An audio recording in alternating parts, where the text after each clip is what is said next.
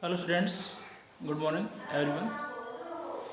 Next we discuss some important terms using in magnetism. Some important terms used in magnetism. कुछ important terms हैं जिसका magnetism में use होता है,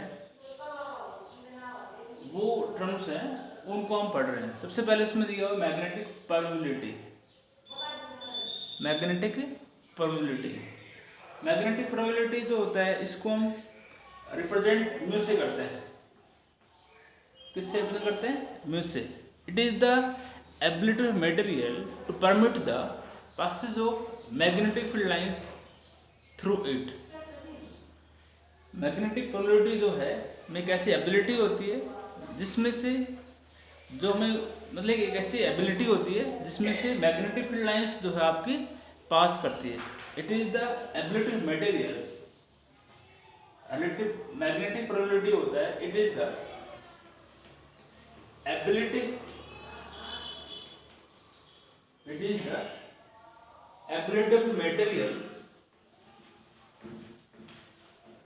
of material to permit the passage of magnetic lines of forces. Magnetic lines of forces through it.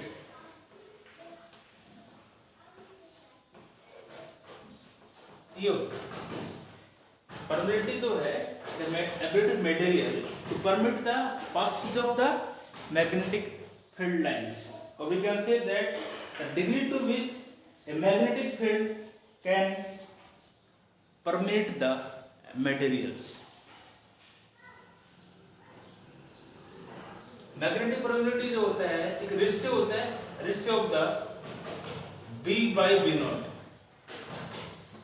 It is also called relative permeability. Mu R is called relative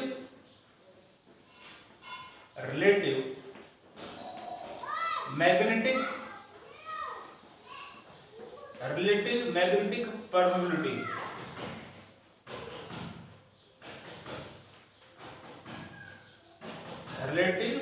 magnetic permeability इसको हम बोलते हैं. और B यहाँ पे क्या है? Magnetic field. ये तो मेटेरियल के अंदर है, मैग्नेटिक फील्ड मेटेरियल का होगा और ये फ्री स्पेस के लिए होगा. ये मैग्नेटिक फील्ड है फ्री स्पेस के अंदर. तो relative magnetic permeability of magnetic material is defined as the ratio of the magnetic lines of forces in the material to the magnetic lines of forces in free space. Also एक relation हम जानते हैं B is equal to, हम आगे पढ़ेंगे, B is equal to होता है mu into H. तो ये वैल्यू यहाँ पुट कर दो इसकी, और फ्री स्पेस के लिए क्या हो जाएगा? B not is equal to mu not into H. इनको यहाँ पुट करोगे तो mu R is equal to relation और आएगा, रिलेटिव मैग्नेटिक परमिबिलिटी के रिलेशन और आ जाएगा क्या? B is equal to mu H और B नॉट क्या है? Mu not into H. H से H कट जाएगा. तो रिलेटिव मैग्नेटिक परमिबिलिटी जो है ratio of the mu by mu not. और म्यू नॉट का मतलब जानते हो? मैग्नेटिक परमिबिलिटी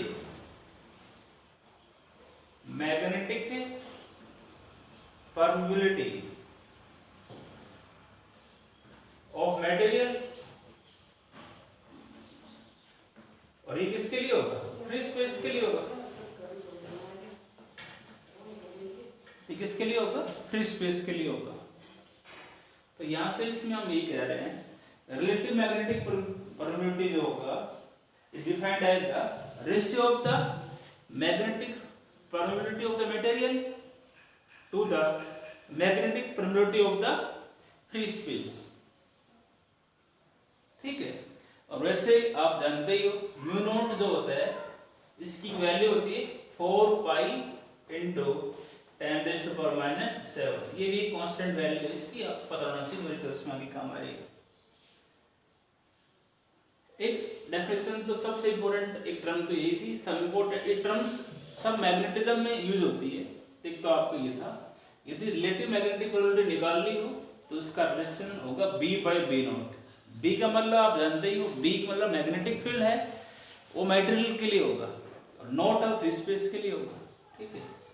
और एक रिलेशन भी हम जानते हैं B=μh होता है, आगे भी हम इसको ड्राइव करेंगे, इसको यहाँ पुट कर दो वैल्यूज, तो इसका रिलेशन ये आएगा। फर्स्ट टर्म थी। सेकंड टर्म हम पढ़ते हैं इसके अंदर magnetic field induction.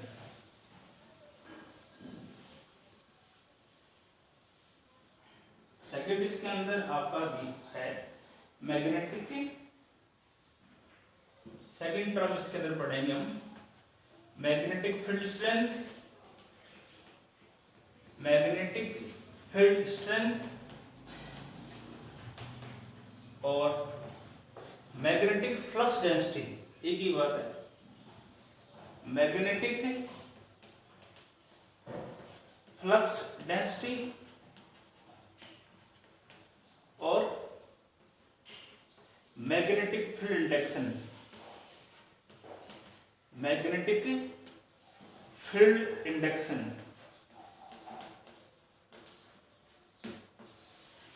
Magnetic field भी आप इसको कह सकते हो, मैग्नेटिक फील्ड स्ट्रेंथ हो गया, मैग्नेटिक इंडक्शन हो गया, या मैग्नेटिक फ्लक्स डेंसिटी, इन सभी को हम B से रिप्रेजेंट करते हैं, ठीक है। मैग्नेटिक फील्ड को आप डिफाइन करना, सीधी सी बात वही है, मैग्नेटिक फील्ड स्ट्रेंथ कह सकते हो, फ्लक्स डेंसिटी और मैग्नेटिक फील्ड इंडक्शन। इसको डिफाइन करने के लिए एक रिलेशन का यूज कर रहे हैं हम, according to Lorentz, according to magnetic Lorentz force equation, magnetic Lorentz force equation, magnetic Lorentz force equation, वो क्या होती है? F आपको बताया था Q V×B, यही तो होता है, या F आप कह सकते हो Q VB sin थीटा, क्योंकि A×B क्या होता है? AB sin theta. तो ये इसका रिलेशन हम जानते हैं। इस रिलेशन के अंदर यदि Q1 हो, V1 हो, तो थीटा क्या हो आपका 90 डिग्री के इक्वल हो। थीटा दे रखा हो कितना 90 डिग्री के बराबर दिया आपका है, तो इसमें पुट करोगे F यहाँ से क्या होगा Q1 V1 B sin 91, तो F B और या B क्या होगा आपका F के बराबर ही होगा। ये डेफिनेशन इसकी यही है कि मैग्नेटिक फील्ड एक्शन जो है फोर्स के बराबर ही है। कब B F के बराबर कब आया है? जब चार्ज जो है वो क्या हो, एक यूनिट चार्ज हो, क्या हो, यूनिट चार्ज हो, तो वो चार्ज जो है मूव कर रहा हो विद यूनिट वेलोसिटी, वेलोसिटी भी क्या हो यूनिटी, और चार्ज का आर्टिकल मैग्नेटिक फील्ड क्या होना चाहिए परपेंडिकुलर हो। तो ये मैग्नेटिक फील्ड एक्शन जो है वो फोर्स के बराबर आएगा। तो यहां से डेफिनेशन में ये लिखूंगा, that is magnetic field action, magnetic field induction is defined as the force experienced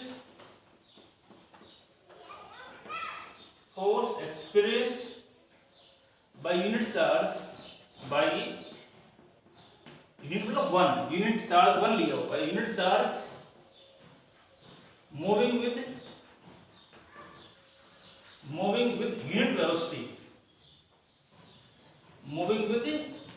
velocity, perpendicular to the direction of magnetic field, perpendicular to direction of the magnetic field। Magnetic field direction आपका force के बराबर ही है, is defined as the force experienced by unit charge, charge unity हो, unit velocity से move कर रहा हो, और मैग्नेटिक फील्ड की परपेंडिकुलर यदि है तो magnetic field direction of force आपस में क्या रहेगा, आपका बराबर ही होगा। ठीक है, मैग्नेटिक फील्ड की एसआई यूनिट तो आप जानते ही हो, मैग्नेटिक फील्ड की एसआई यूनिट क्या होती है, टेस्ला, और इसकी सीरीज यूनिट क्या होती है मैग्नेटिक फील्ड की, वो होती गॉस। इसको हम जी से लिखते हैं, टेस्ला को टी से लिखते हैं, और 1 गॉस जो होता है ध्यान रखोगे 10⁻⁻⁴ टेस्ला होता है। 1 गॉस जो होता है वो किसके इक्वल होगा, 10⁻⁻⁴ टेस्ला के इक्वल आपका होगा। ये सेकंड टर्म थी, इसके अंदर सेकंड डेफिनेशन हमने इसमें पढ़ी। नेक्स्ट हम बात करते हैं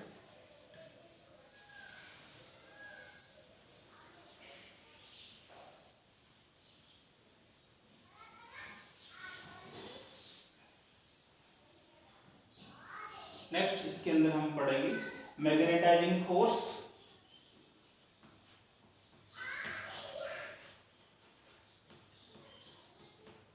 मैग्नेटाइजिंग फोर्स और magnetising intensity, magnetising intensity.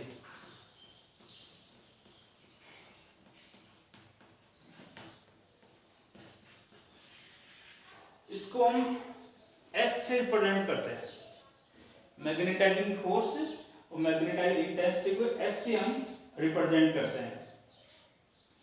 Magnetising force का ये होता है the degree to which a magnetic metal is represented, किस डिग्री से कोई भी मैग्नेटिक मेटल जो है वो आपका मैग्नेटाइज्ड हो रहा है। यदि वो उसकी मैग्नेटाइजेशन बहुत ज़्यादा है तो इसका मतलब उसका मैग्नेटाइजिंग फोर्स भी क्या होगा, ज़्यादा होगा। तो इसकी डेफिनेशन यही है, the degree to which the degree to which the degree to which a the degree to which a magnetic material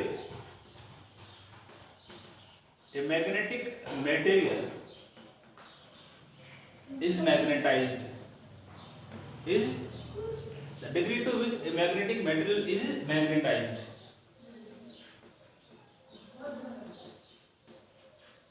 ठीक है, वो क्या कहलाता है आपका, वो आपका कहलाएगा, वो मैग्नेटाइजिंग फोर्स आपका कहलाएगा।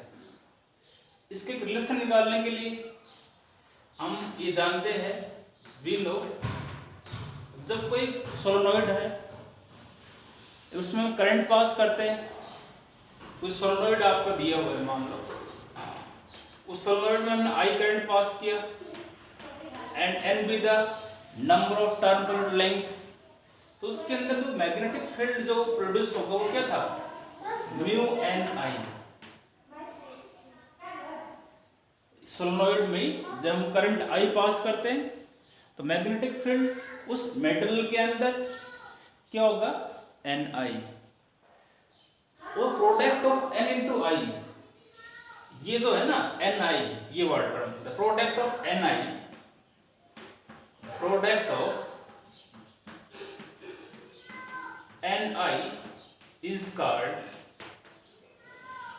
Called magnetising force,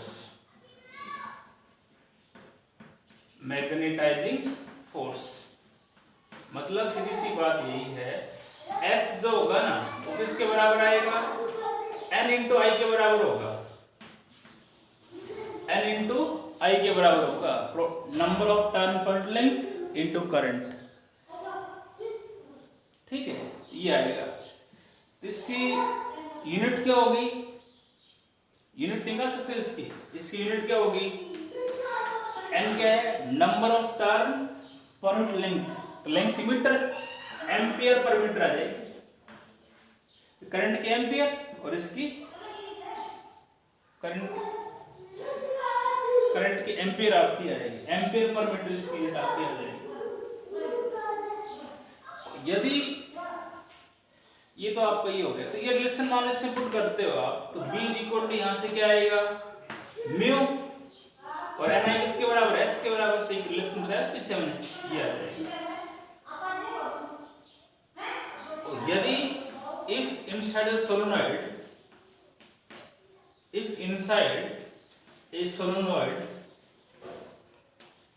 there is a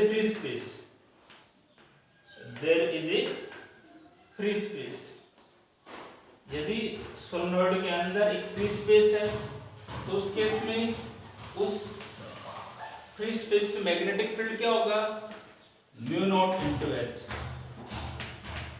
क्या हो जाएगा, बस यहाँ नोट हो जाएगा, तो यहाँ भी क्या आएगा म्यू नॉट इनटू H आएगा, उस केस में मैग्नेटिक फील्ड आपको याद रहेगा। ठीक है ना, हमने इसमें यही बताया है, यदि आपको magnetising force, magnetising intensity calculate करना है, रिलेशन क्या होगा, H is equal to N into I. N is number of turn per unit length, इसकी यूनिट तो मीटर यूनिट्स हो गई, करंट की एम्पियर, तो यूनिट आएगी इसके एम्पियर पर मीटर। ये हमने एक रिलेशन लिख, ये हम जानते हैं, कोई भी एक टॉरॉइड सोलेनॉइड है या सोलेनॉइड है, टॉरॉइड कुछ भी ले सकते हो आप, जिसमें हम करंट पास करते हैं, एंड उसका number of turn per unit length है, करंट पास करोगे, मैग्नेटिक फील्ड उस सोलेनॉइड के अंदर ये होगा, and product of Ni is called magnetizing force। Third term थी, नेक्स्ट हम इसमें बात करते हैं, ये 5 डेफिनेशंस है, इंपॉर्टेंट है, एग्जाम में इनके बारे में पूछ सकता है 2 नंबर में, 2 मार्क्स में कई बार आई हुई है, पीछे एग्जाम में आई हुई है, इसलिए। नेक्स्ट इसके अंदर आता है intensity of magnetisation.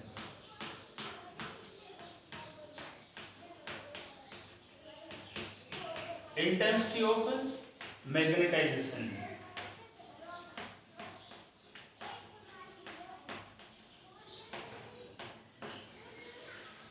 Intensity of magnetisation जो है उसको हम रिप्रेजेंट जो है आई से करते हैं। इसका ये हुआ, इंटेंसिटी ऑफ मैग्नेटाइजेशन हम ये बताता है, it represent the extent of which a magnetic metal is magnetised. कोई भी मैग्नेटिक मेटल है, उसकी कितनी क्वांटिटी जो है वो मैग्नेटाइज्ड होती है, वो कहलाता है intensity of magnetisation.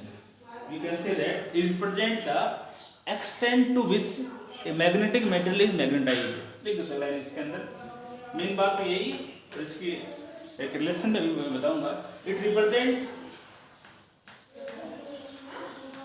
Represent the extent to which, the extent quantity, extent to which a magnetic material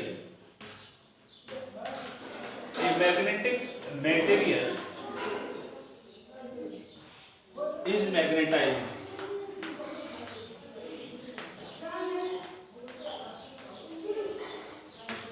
It represents the extent to which a magnetic material is magnetized।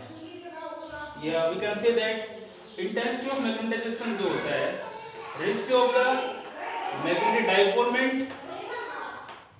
ratio of the magnetic dipolement to the volume of the material,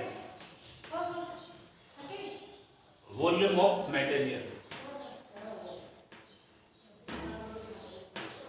ये निकालने के लिए relation होता है, intensity of magnetization of a material, intensity of magnetization of magnetic material is defined as the ratio of the magnetic dipole moment to the volume of the material.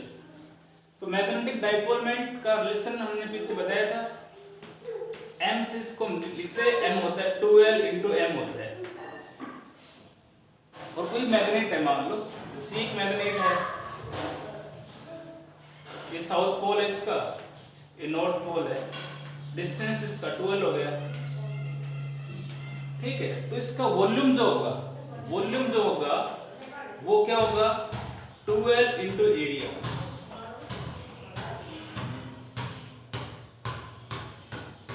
Intensity of magnetisation जो है ratio of the magnetic dipole moment call क्या होगा 2L into m by volume of material क्या होगा area into length metre cube होगी ना unit की कोडी लिखा है मैंने वॉल्यूम भाई इसकी यूनिट मीटर और area metre square metre cube हो गया ना तो ये इससे घट जाएगा तो also we can say that magnetic dipole moment जो है रेशियो ऑफ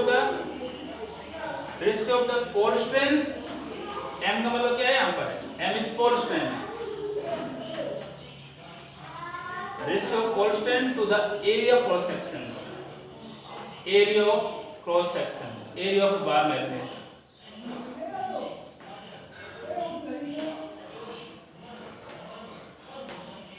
ये होगा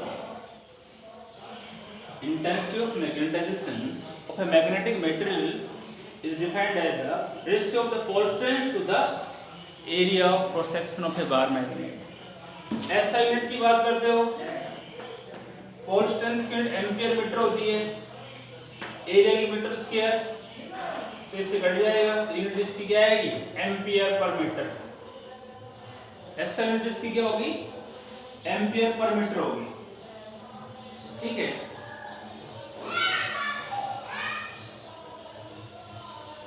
ये फोर्थ डेफिनेशन थी इसकी अब इसकी फिफ्थ डेफिनेशन की हम बात करते हैं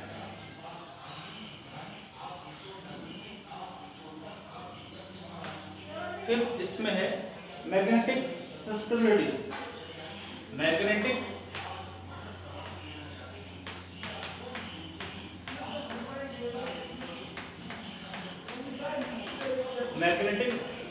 सस्टेनेबिलिटी जो है इसको हम जाइएम से लिखते हैं सिंबल इसका ये है ये इसको ऐसे लिखोगे आप लाइन ऐसे पहले ड्रा करोगे और इसको फिर ऐसे जड़ बना दो क्योंकि मैग्नेटिक सस्टेनेबिलिटी का मतलब यही होता है मैग्नेटिक सस्टेनेबिलिटी यही होता है कि कोई भी मैग्नेटिक मटेरियल जो है कितना इजीली मैग्नेटाइज्ड हो रहा है उसमें तो कितना क्वांटिटी मैग्नेटाइज हो रहा है इंटेंसिटी ऑफ मैग्नेटाइजेशन नहीं बताया वो भी मैग्नेटिक मटेरियल की कितनी क्वांटिटी मैग्नेटाइज होता है वो इंटेंसिटी मैग्नेटाइजेशन कहलाता है इसी प्रकार मैग्नेटिक सस्टेनेबिलिटी जो होता है किसी मैग्नेटिक मटेरियल की वो क्या होगी तो कोई मैग्नेटिक मटेरियल कितना इजीली मैग्नेटाइज्ड होता है कितना इजीली मैग्नेटाइज होता है हम इसमें ये कह सकते हैं it is property it is a property how easily a magnetic material how easily a magnetic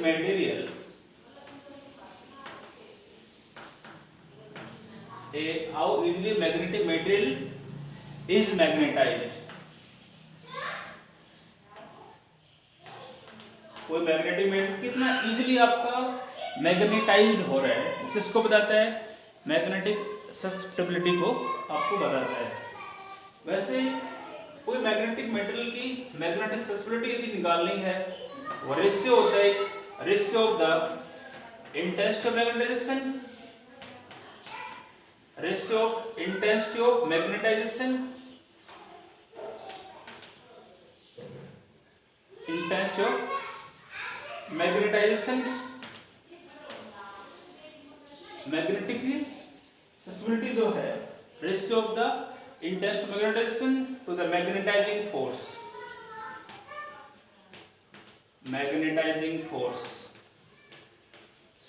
इसको H से लिखते हैं इसको I से लिखते हैं तो ये आपका निकालने का रिलेशन यही है magnetic sustainability of a magnetic material definition ये लिख सकते हो आप ये भी magnetic susceptibility of a magnetic material is defined as the ratio of the intensity of magnetization to the magnetizing force सीधी सी बात यही है जाइएम जो होगा वो I by H होगा I by H और इसकी ऐसा यूनिट क्या होगी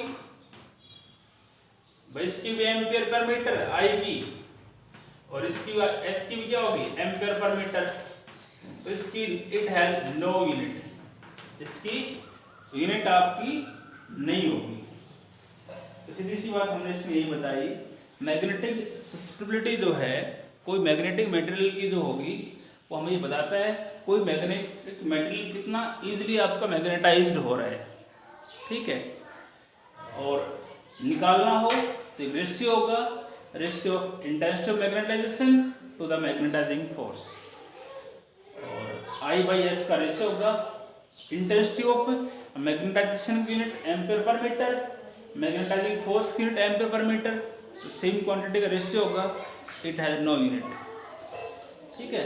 आज इतना ही करोगे आप, एक वीडियो में लगभग एक चैप्टर आपका ये थर्ड यूनिट आपकी कंप्लीट हो जाएगी, मैक्सिमम 2 दिन और लगेंगे इसमें आप, ठीक है। थैंक्स।